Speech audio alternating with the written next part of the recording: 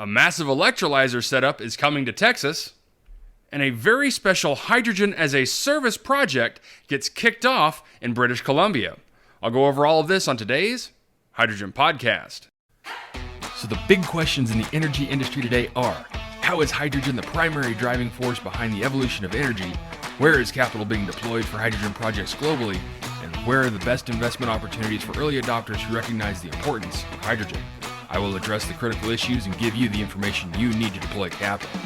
Those are the questions that will unlock the potential of hydrogen, and this podcast will give you the answers. My name is Paul Rodden, and welcome to the Hydrogen Podcast. Before I get started today, I wanted to take a moment and thank all of you out there listening. Today, we hit 200 episodes. This is a huge moment for us, and our success in this venture is all thanks to you. Your support helps us more than you will ever know, and I sincerely thank all of you. And now, today's show. In a press release from Hydrogen Pro on March 20th, U.S. plant will more than double the manufacturing capacity. Hydrogen Pro will expand in the U.S. with a new plant in Texas with a manufacturing capacity of 500 megawatts. With this, Hydrogen Pro will take a market-leading position and become the only viable large-scale player providing high-pressure alkaline electrolyzer technology and systems. In a quote from Tarjei Johansson, the CEO of Hydrogen Pro, I am excited to announce that Hydrogen Pro is expanding and more than doubling our production capacity. This move will increase Hydrogen Pro's manufacturing capacity to 800 megawatts in total and represents a major milestone in establishing a global presence. The estimated total investment will cost up to $50 million. The investment cost includes a separate advanced electrode manufacturing facility representing a technology game changer in the Hydrogen Pro solutions offering. And this technology is invented at Hydrogen Pro's R&D department in Denmark. They also say that the U.S. market is a top priority. The U.S. market has been served by Hydrogen Pro's European sales team for some time, which has resulted in a significant pipeline of relative and attractive projects already in progress. The U.S. organization will be ramped up in parallel with the manufacturing expansion. As the Inflation Reduction Act passed by Congress in August of 2022 is beginning to show effects, the U.S. has become the market leader on green hydrogen. The favorable tax scheme for producers of green hydrogen has resulted in surging demand. According to Johansson, it is growing 4 to 6 times compared to pre-IRA figures. Again, according to Johansson, we have great confidence in our technology and systems being an excellent fit for large-scale industrial applications. We are now seeing an unprecedented increase in demand for green hydrogen following the IRA. Consequently, establishing a manufacturing site to serve North American market is a natural next step in our global expansion plan and a very exciting opportunity for our company. Now, the U.S. market is Hydrogen Pro's top priority. A manufacturing capacity on this continent provides a fundamental platform to succeed with the announced growth ambitions. Again, according to Johansson, the U.S. factory will be our bridgehead into the North American market.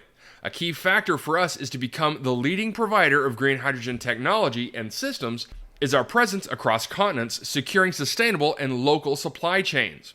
The new site is planned to have an initial capacity of 500 megawatts with the option to significantly scale up the capacity to several gigawatts in due time. Okay, so a very interesting press release from Hydrogen Pro.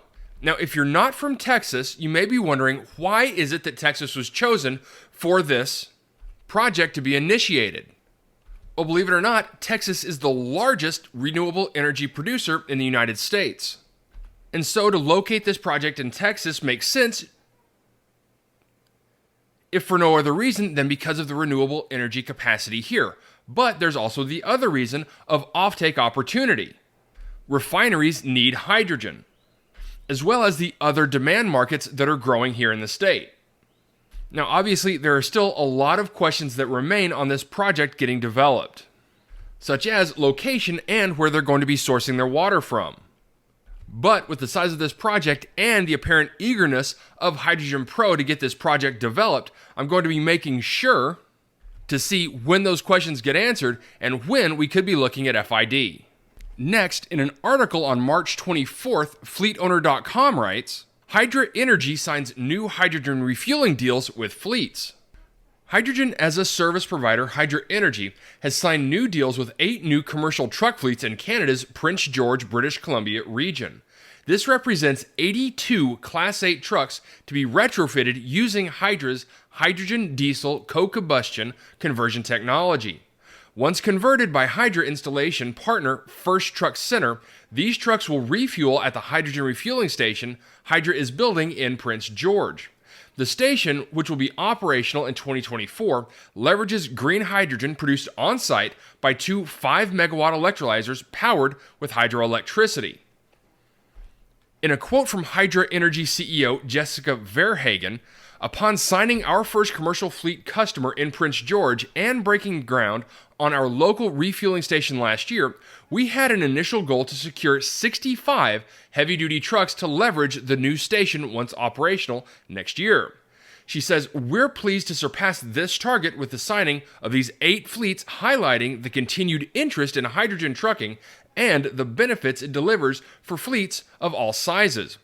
Even with heavy payloads in challenging weather and road conditions like those found in northern British Columbia. Securing immediate off-takers for our station's low-carbon hydrogen is another critical piece in our Prince George hydrogen-as-a-service blueprint, illustrating to potential investors and licensees how hydrogen supply and demand can profitably come together. We look forward to working with First Truck Center to start converting these trucks about 6 months prior to our station's opening, and continuing to work with the City of Prince George as the flagship stop in the Western Canadian hydrogen corridor we're building between the British Columbia coast and Edmonton." The 8 companies who have signed MOUs represent a range of fleet sizes and types of heavy-duty trucks. Aero Transportation Systems, for instance, which specializes in bulk commodity, reload operations, and freight management services in North America, signed the MOU. According to Jacob Adams, Aero's manager of optimization and sustainability, the carrier is, quote, "excited about the potential opportunity to collaborate with hydrogen on hydrogen-converted trucks."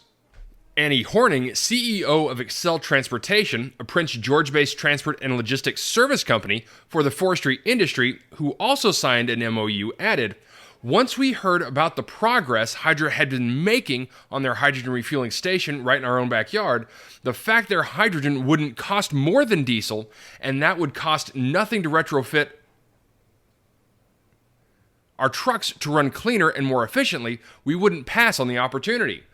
Hydra allows us to make a positive difference sooner than later while eliminating our range anxiety concerns that could impact our service reliability."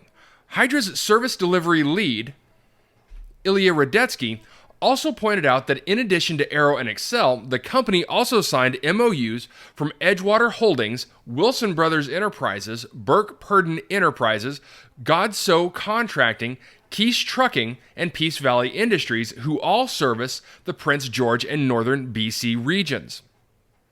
Radetzky also noted, "We also continue to have ongoing discussions with additional local fleets who are keen to explore how hydrogen can benefit them." So a very interesting development going on in British Columbia and Canada.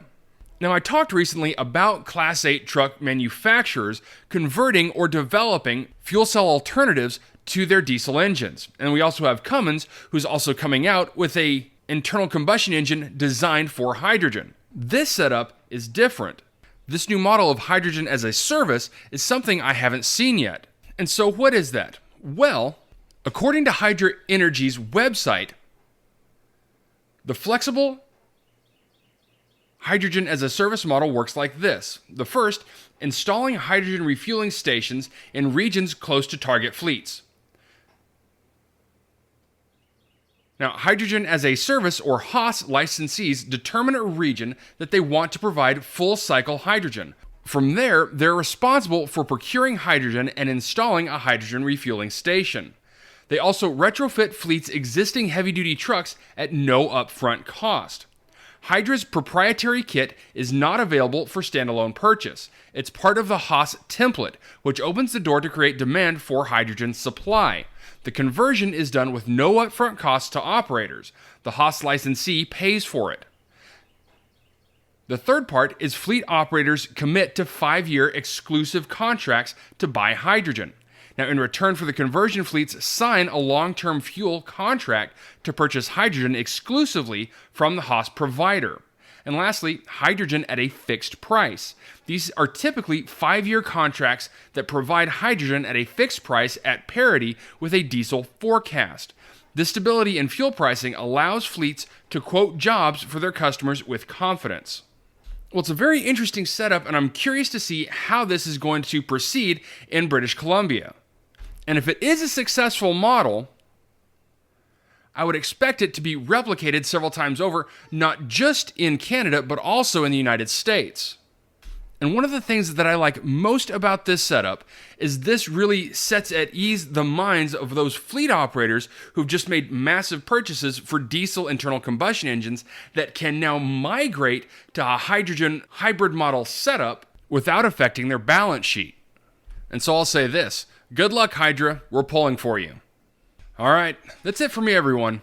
If you have a second, I would really appreciate it if you could leave a good review on whatever platform it is that you listen to. Apple Podcast, Spotify, Google, YouTube, whatever it is. That would be a tremendous help to the show. And as always, if you ever have any feedback, you're welcome to email me directly at info@thehydrogenpodcast.com. And as always, take care, stay safe. I'll talk to you later. Hey, this is Paul. I hope you liked this podcast. If you did and want to hear more, I'd appreciate it if you would either subscribe to this channel on YouTube or connect with your favorite platform through my website at www.thehydrogenpodcast.com. Thanks for listening. I very much appreciate it. Have a great day.